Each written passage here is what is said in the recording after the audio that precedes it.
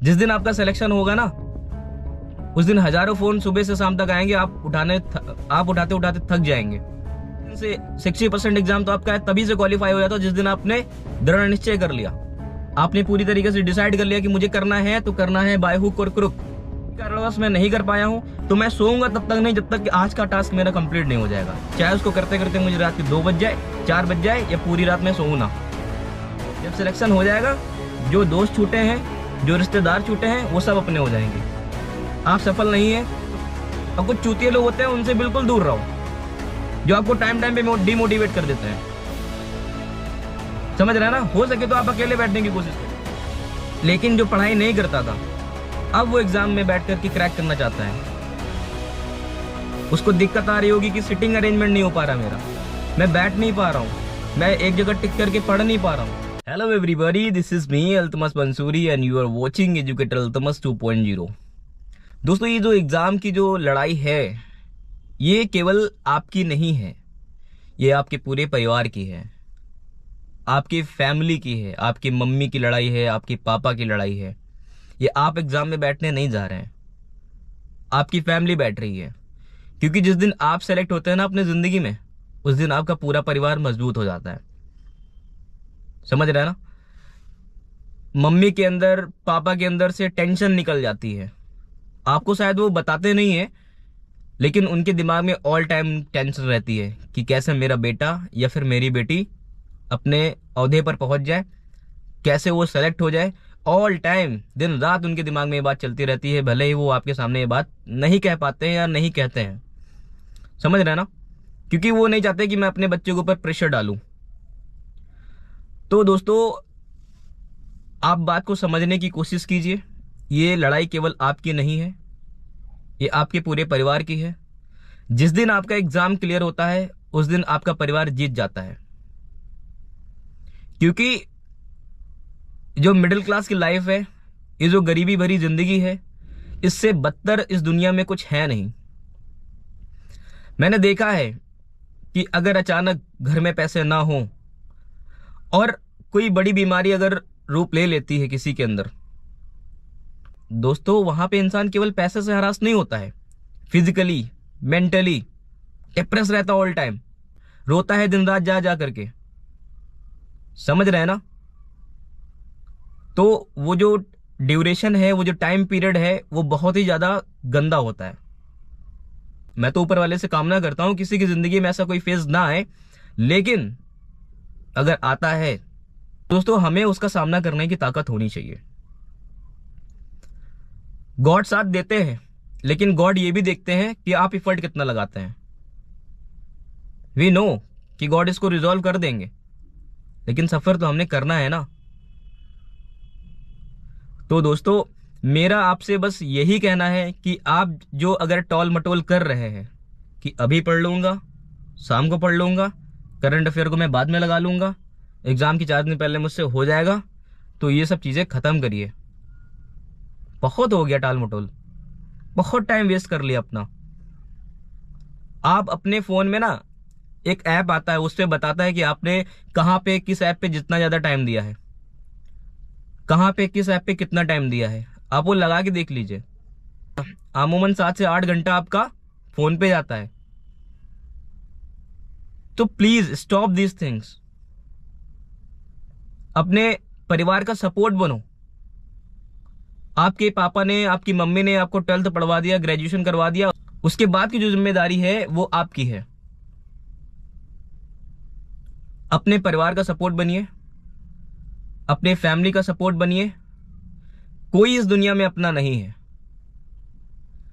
कोई आपको सपोर्ट करने के लिए नहीं खड़ा होता है, कोई आपकी मदद करने के लिए आगे नहीं आता है, कोई आपकी मदद करने के लिए आगे नहीं आता है। जब टाइम बुरा चल रहा होता है, वक्त खराब होता है, तो अपने भी पराये हो जाते हैं। जिस दिन आपका सिलेक्शन होगा ना, उस दिन हजारों फोन सुबह से शाम तक आएंगे, आप उठाते उठाते थक जाएंगे। समझने की कोशिश कीजिए, ये जिंदगी आपकी है, ये टाइम दोबारा ना आएगा। जो टाइम वेस्ट हो रहा है, इसको यूटिलाइज करिए और अपने घर की लड़ाई को पूर्ण कीजिए। एक चीज और है कि बहुत सारे लोग पढ़ना चाहते हैं, वो दिल से चाहते हैं कि मैं पढ़ूं, पास्ट में कुछ गलतियां की, स्कूलिंग अच्छी से नहीं हुई, कोई स्कूलिंग अच्छा करना चाहता था, स्कूल अच्छा नहीं मिला, किसी को स्कूल अच्छा मिला लेकिन वो करना नहीं चाहता था, बहुत सारी चीजें हैं।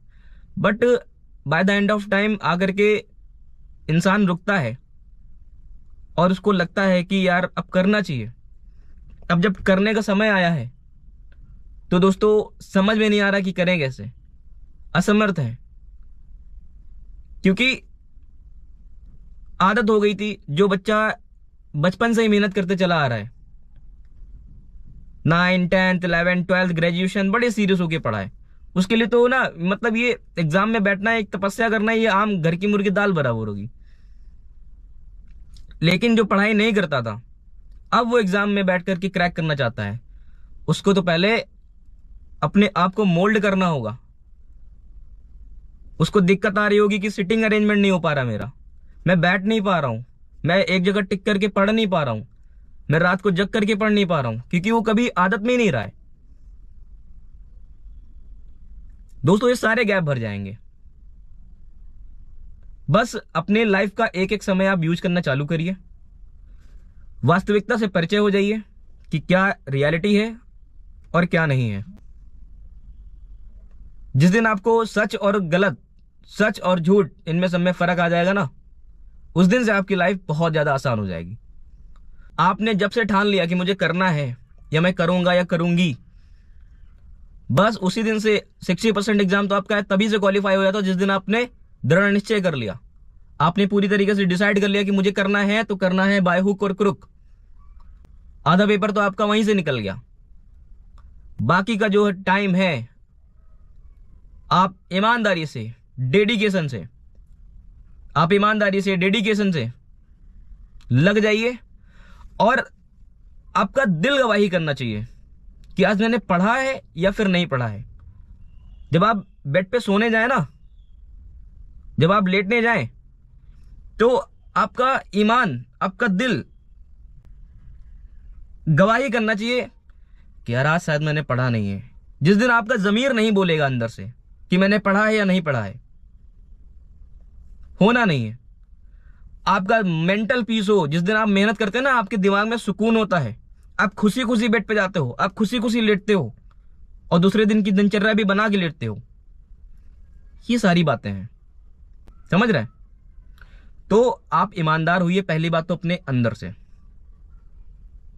ऑनेस्ट होइए अपने अंदर कि मुझे करना है तो करना है। अगर किसी कारणवश मैं नहीं कर पाया हूं तो मैं सोऊंगा तब तक नहीं जब तक कि आज का टास्क मेरा कंप्लीट नहीं हो जाएगा, चाहे उसको करते करते मुझे रात के 2 बज जाए, 4 बज जाए या पूरी रात मैं सोऊं ना। पागलों की तरह लग जाओ। अब टाइम बचा हुआ ना एग्जाम का कम, दौड़ो।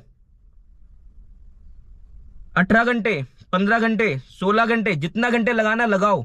और कुछ चूतिए लोग होते हैं उनसे बिल्कुल दूर रहो, जो आपको टाइम टाइम पे डिमोटिवेट कर देते हैं। समझ रहे हैं ना? हो सके तो आप अकेले बैठने की कोशिश करिए और किसी से एग्जाम के बारे में राय मशवरा करिए ही नहीं।